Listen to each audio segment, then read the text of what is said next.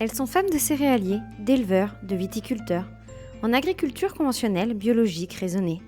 Elles viennent de petites, moyennes ou grandes fermes implantées sur toute la France. Sont issues du monde agricole ou le découvrent jour après jour. Entre les coups de main à la ferme, la vie amoureuse et familiale, conditionnée au rythme des cultures, de la météo et des animaux, elles-mêmes salariées ou agricultrices, mères, ces femmes sont les piliers de leurs conjoints agriculteurs. Je m'appelle Marion, j'ai plaisir à discuter avec ces femmes et partager, témoigner, diffuser leurs choix de vie personnels et professionnels, ainsi que leurs joies et difficultés liées au monde agricole. Alors, à votre avis, où ça mène quand on s'aime ? Sa voix, son énergie, son franc-parler vous diront sans doute quelque chose. Noémie a 31 ans. Elle a participé à L'Amour est dans le pré il y a 2 ans en tant que prétendante de Guillaume du Limousin, comme il était surnommé. C'est un éleveur de vaches à viande avec lequel elle vit désormais en Corrèze. Je suis Noémie de la saison 17 de L'Amour est dans le pré, prétendante de Guillaume du Limousin. Est-ce que tu peux nous présenter l'exploitation de Guillaume ? Guillaume a une exploitation bovine, donc de vaches limousines, qui sont des vaches allaitantes. Donc on est à 150 naissances à l'année. Et on a aussi 4 bâtiments de poulets, la Belle Rouge, qui fait à peu près 17 000 poulets. Ok, maintenant que le contexte est posé, on va parler un peu plus de toi. D'où viens-tu initialement et as-tu grandi dans un milieu agricole ? Alors, moi je viens du Nord-Pas-de-Calais, précisément de Cervin, dans le Pas-de-Calais, à côté de Lens, entre Lens et Arras. Je viens pas forcément du milieu agricole directement. J'avais mon grand-père qui était marchand de bestiaux et mon père qui était boucher, donc étroitement j'étais liée quand même à l'agriculture, mais pas de manière directe. J'ai jamais eu de parents agriculteurs. D'accord. Quelles études as-tu fait et dans quel but ? J'ai commencé par faire un bac chimie parce que je savais pas trop quoi faire. Après, je suis partie sur un BTS esthétique, cosmétique avec une option effets spéciaux, en attendant de pouvoir passer le concours pour être thanatopracteur qui se faisait à l'époque à l'âge de 21 ans. Et au final, j'ai pas du tout fait ça parce que je suis partie dans le milieu du secrétariat administratif, plus précisément de la mairie. Et maintenant, je suis responsable d'un France Service en Corrèze. Ok. Quelles sont du coup tes missions quotidiennes ? Nous, chez France Service, on aide les gens dans leurs démarches administratives telles que n'importe lesquelles. Ça peut aller de la retraite, du dossier France Travail. C'est assez varié.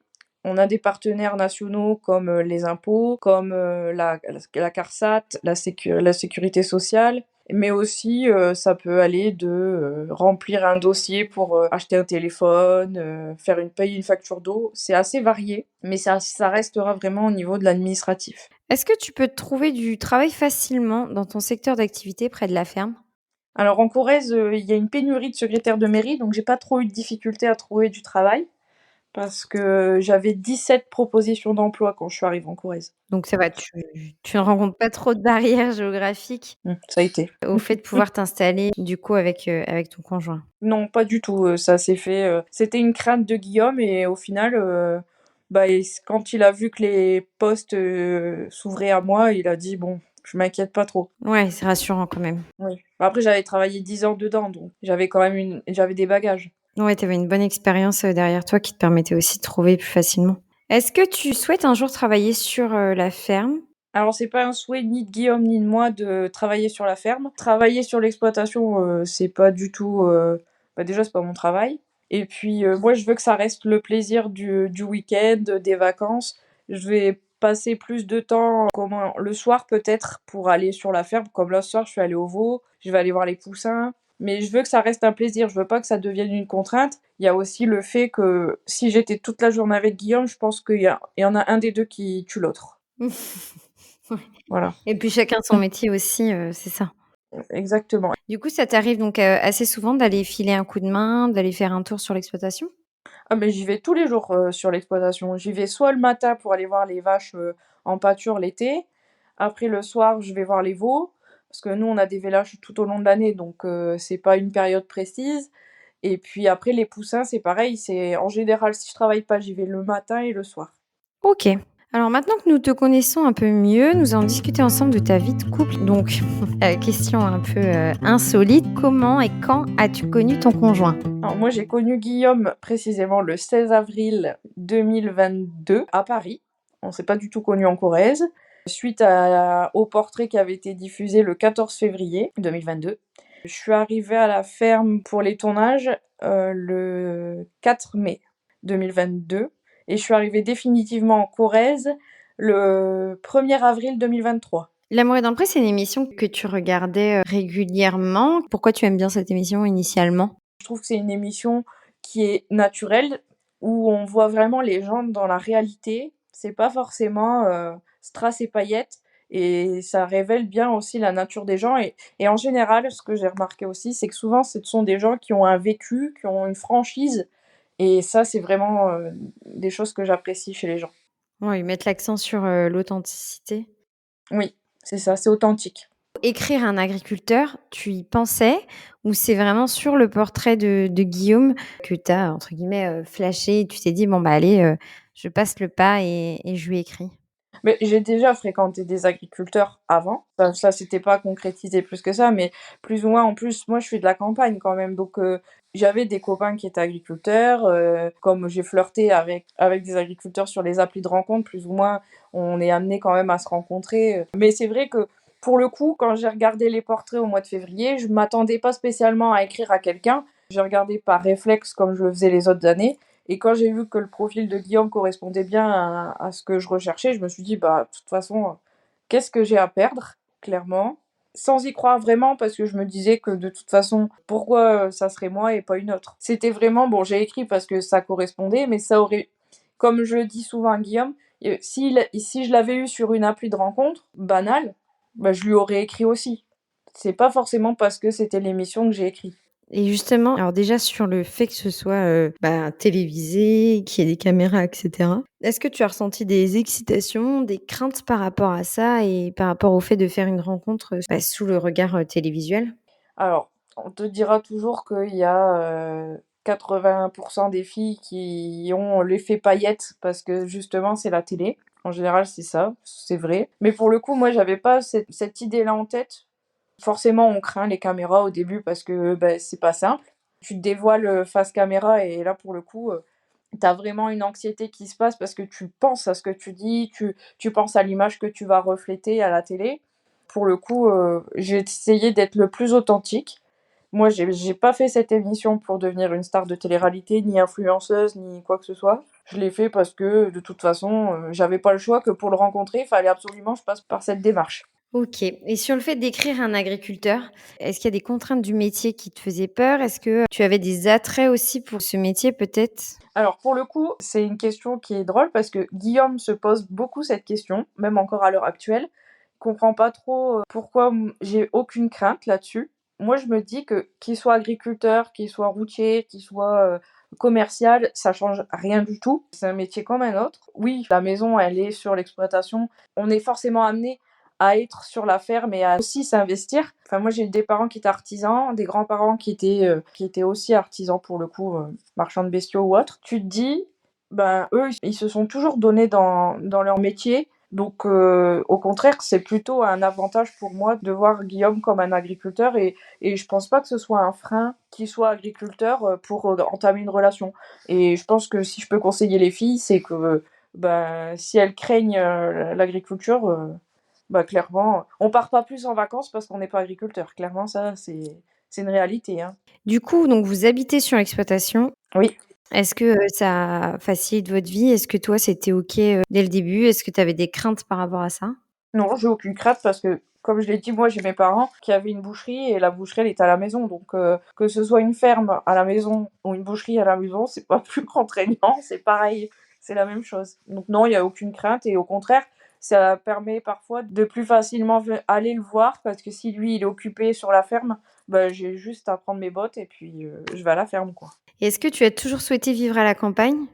Alors oui, par contre, la campagne, c'est vraiment quelque chose qui est important pour moi. Je me vois pas vivre à la ville parce que j'aime bien être dehors et que pour le coup la ville, c'est pas trop facile. Sauf si tu es millionnaire et que tu peux acheter une belle maison avec un grand jardin, en plein centre-ville, mais sinon, non, je préfère être à la campagne quand même au calme. OK. Est-ce que Guillaume travaille seul sur l'exploitation? Est-ce qu'il est aidé? Alors Guillaume ne travaille pas seul, il est en GAEC avec ses parents. Ils sont à 3, donc sa mère, son père. Sa mère va plus s'occuper de l'administratif et du côté des poulets. Et son père, lui, va plus gérer le côté bovin avec Guillaume. Et après, tout ce qui est céréales. Donc ta belle famille est géographiquement proche. Quels sont tes rapports avec elle? Ah, on vit dans la même maison. Ok.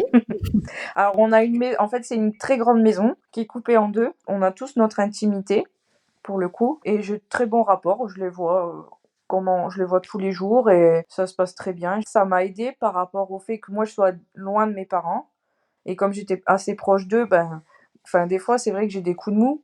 Mais c'est pas forcément lié à la distance avec mes parents. Mais ma mère, elle appelle ma belle-mère en disant va voir Noémie parce que ça va pas.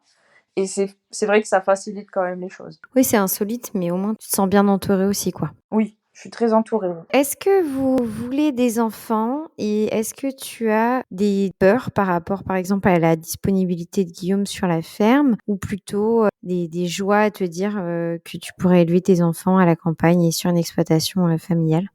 Les enfants. Alors les enfants, bien sûr qu'on veut des enfants. Après, on se met pas la pression, quoi que ce soit. Ça se fera quand ça se fera. Pour le coup, c'est vrai que Guillaume, il sera sur la ferme, donc ça peut être un avantage, au contraire, parce que moi, j'ai pas l'intention de faire garder mes enfants à ma belle-mère ni à mes parents.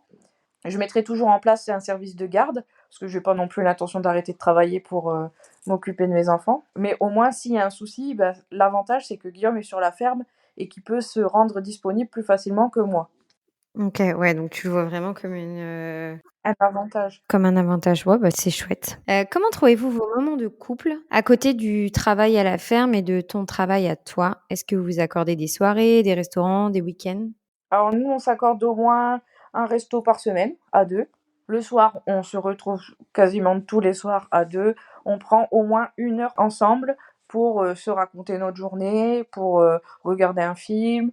On essaye vraiment de garder ce lien entre nous, avoir toujours la complicité qu'on a. Et Guillaume, il dit toujours une phrase qui est belle, c'est que on a commencé une conversation en 2022 et on l'a toujours pas terminée. C'est chouette, ça marche. Est-ce que vous partez aussi en vacances? Est-ce que parfois tu pars sans lui parce que il est dans des périodes agricoles compliquées?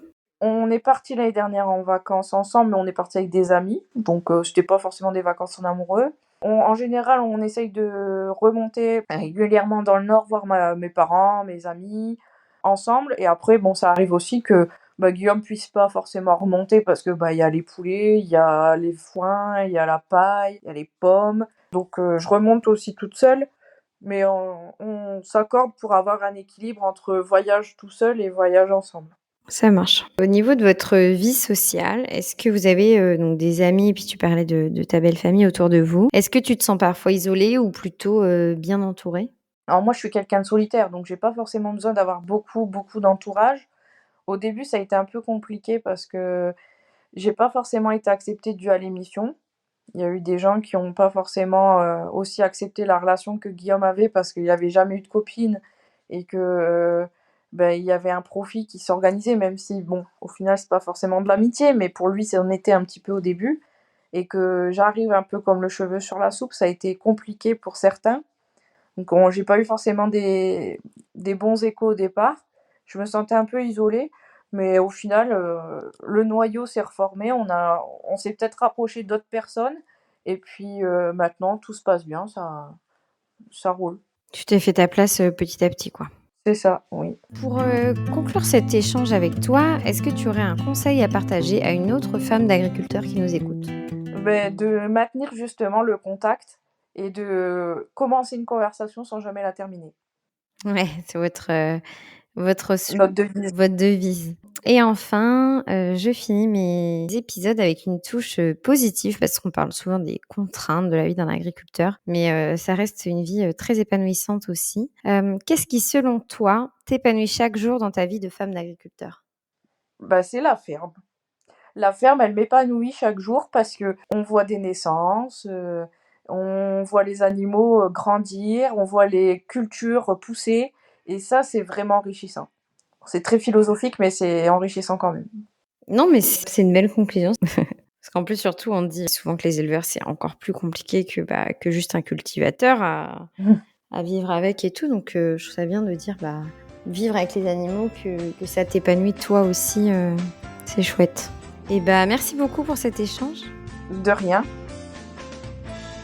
C'est ainsi que s'achève notre échange. Si cet épisode vous a plu, n'hésitez pas à le diffuser autour de vous. Mesdames, si certains propos font écho à votre vie, ou au contraire sont bien différents de vos choix personnels et professionnels, n'hésitez pas à venir discuter avec moi dans un prochain épisode. À bientôt!